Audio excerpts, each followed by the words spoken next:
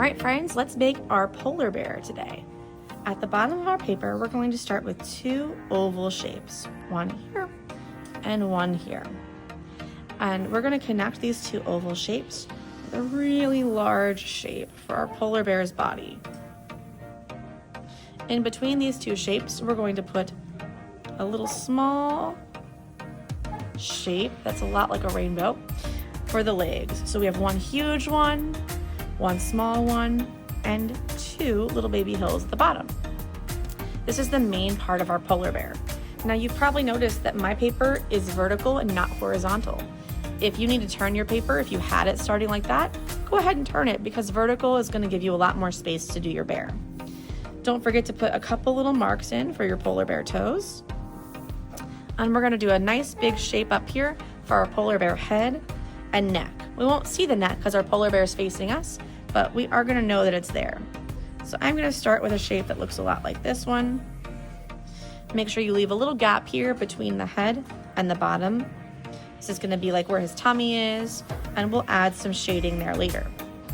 We're going to put two ears on both sides, one here and one here, and a little inside ear shape as well. Then we're going to put in everybody's favorite shape. Everybody was like, oh, Mrs. Hopkins, it's an avocado. I mean, sure. Some people might say pear shape. I'm also okay with an oval. You can put your nose up high or you can put it down low. I'm going to put mine down low, and I'm going to put in the little bear mouth, the cute mouth. And then you decide how close you want the eyes. I'm going to put my eyes out to the sides today. Once I'm happy with the placement of all those things, it's time to make it permanent. So you're going to grab yourself a permanent marker and you're going to trace every single one of those lines. If you go off your pencil a little bit, that's okay. Remember, no mistakes, only happy accidents. It's a good idea to start everything with pencil first, so that way you can get it where you like it. I'm going to put some indications for some whiskers as well, and then I'm going to move on to the whole body. I might make it even bigger than my pencil. Sometimes I go off the lines on purpose, because my lines are just there to guide me. So it's trying to tell me where I'm driving that permanent marker. You need to look at the map before you get in the car, okay? Follow the GPS. Once I have this exactly where I like it, I'm going to put my name up here. Normally we put our name here at the bottom, but we won't do that today. And this paper is done in one class period, so you should be able to take it home today. Before I put this marker away, I'm going to shade in the eyes. You could do it black 100%, so there's no twinkle, or you can leave a little shine mark like I'm going to. And then I'm going to go to the nose, and I'm going to do the same thing. I'm going to shade in most of the nose, and I'm going to leave one little area white, kind of like a half circle. Now I'm loving that bear. He just needs a few more things. I'm going to shade in each ear, just on the inside of the ear. And notice I'm not using the Sharpie. I just want this to be gray, so it's a lighter value. And now I'm going to use my pencil for all of the shading and all of the value. This is where your tissue and your pencil come in handy. Let's do our value. We looked at our objective, hopefully, and you knew that we were going to be using some value, and we were going to do shading and blending with it. Value is that element of art that's really important when you're showing your light and your dark colors. So we're going to use our pencil to show some of our dark spaces and our light spaces. Start with the mouth or snout area. I would like you to do some heavy shading on the opposite side of your twinkle if you chose to do it. As I move away from that shape, I get lighter. So you can kind of go along that shape, kind of curve that line. I'm going to go underneath of it a little bit as well. Just under a little bit. And I know I see a pencil line there. That is totally erasable. I'll get rid of it later. Right now, because I know our time is short, I'm focusing on my shading. Trying to get a light value away from his face and dark value right up against this side. Now I'm gonna zoom in. Let's see if the camera lets me. Oh yeah. I'm gonna use my finger covered with my tissue here. And I'm gonna follow that line and just blend it in. So with blending, I'm moving away from the shadow. I'm gonna do that to all of the bear. So I'm gonna do it to this whole section right here, around the ear, also on this side of the ear, just a little bit on his head. I will do a little bit around the edge. It'll be nice and dark here underneath. And I'm gonna create that tummy line. This is not with a Sharpie, I'm just gonna create it with the pencil. I'm also going to do it above each foot and in the toes. So I'll speed this part up and show you how I do it.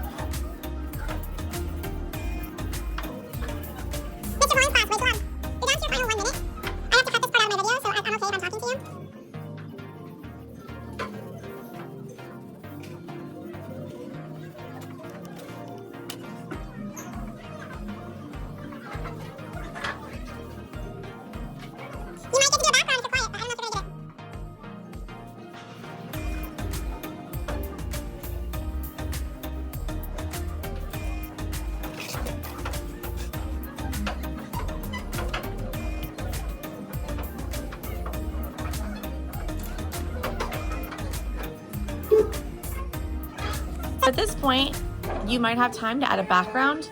I'm going to add a background with my class today using paint sticks. So these are paint sticks. These are my warm colors. These are my cold colors. They are great for creating backgrounds, and I'm going to show you how we're going to use this space. You can use your paint stick around the whole outside of the bear and in this space, but you also may want to create a little space where the snow is. And I'm just gonna create a border here. This area will stay white, and that way this whole area here will be all of the paint stick colors. So I've done one that has an example of cold colors, but I'm gonna use my warm colors this time to give a little contrast. When I use a paint stick, it's just like a glue stick. Cap comes off. You can twist what you need. You don't need a lot, so keep the paint stick twisted pretty far down. These are not dot markers, so you have to press and make the shape if you're doing a polka dot shape. And you know Mrs. Hopkins loves a polka dot. It's a great way to fill in a lot of color, make a big impact without taking up too much time. So I'm gonna use alternating areas. I might do some on the edge of the polar bear to make it look like it's right behind him, and some on the edge of the paper. It's okay if your polka dot is not a perfect polka dot, or if you get a little bit on the bear. So I'm gonna go through all my warm colors. I started with orange. Now we're gonna put some red. And this is probably a 5-minute activity. And you might only have time for 1 or 2 colors. So be really picky about what you choose and when you choose it. You are not gonna have time in most of your classes to do every single color. So that's why I'm thinking pick one box. Pick the warm or pick the cold colors. I'm gonna go on to my yellow. And this is probably where I'll stop today. I won't have time to check out those other warm colors. I have a light yellow and an even lighter orange. You might even have one that's pink. So I don't think I'll have time to visit all of those warm colors in my video, and that's okay. Make sure if you go over your name with your paint stick that it is a light color that will not cover it. If you have extra time in your class, feel free to keep going to eliminate all that white space. This is that lighter orange that I was talking to you about. We'll just put him in here just to give a couple more areas filled in. I'm keeping an eye on my timer in my classroom right now, and it says we have about 1 minute left. For my second graders, they're working on this project right now.